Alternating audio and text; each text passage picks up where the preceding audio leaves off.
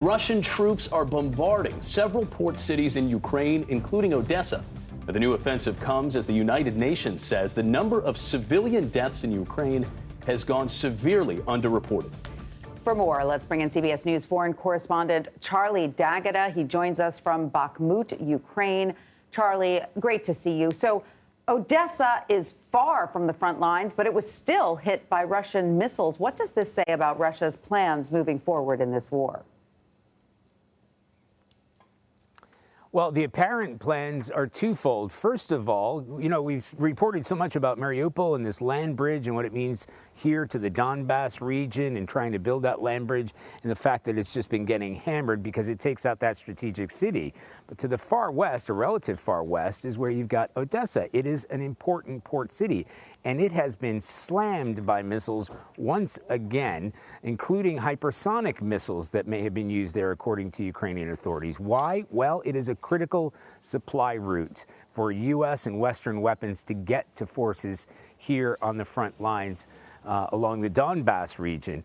In addition to that, military analysts say this is one way to take Ukrainian forces that are concentrating on the Donbass region and around Mariupol and making sure that Russian forces don't advance to the north or to the west, and moving them toward Odesa, essentially opening up another front line. And it is critical not only to maintain the protection of that port itself, because it is a critical port city for Ukraine in terms of trade, in terms of shipments, in terms of weapons, and in terms of exports, grain exports. They need to hold that city. But it's also important because if that opens up a new front, then it's going to drain Ukrainian forces and resources from this region to have to defend that front line as well.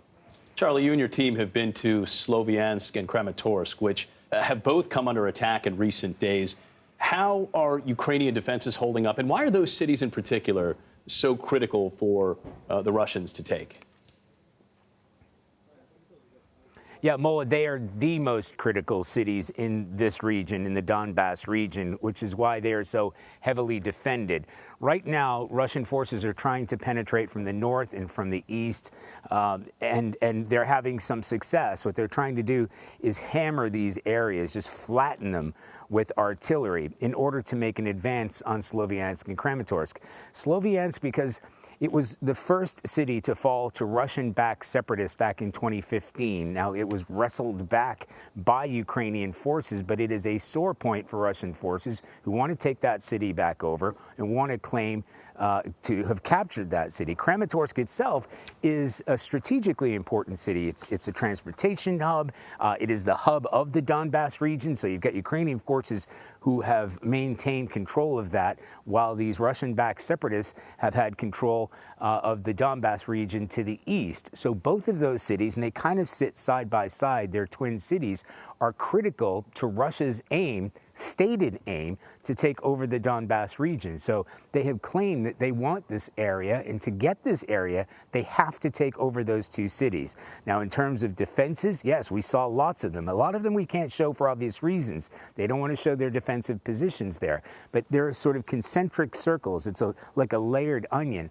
And as we saw for ourselves, once you get inside the city, like Sloviansk itself, there's a network of bunkers and trenches, heavily fortified areas throughout the city itself. So if the Russians were to advance upon these cities, as is their intent, they're not just going to face stiff resistance around the cities themselves, because that's already there.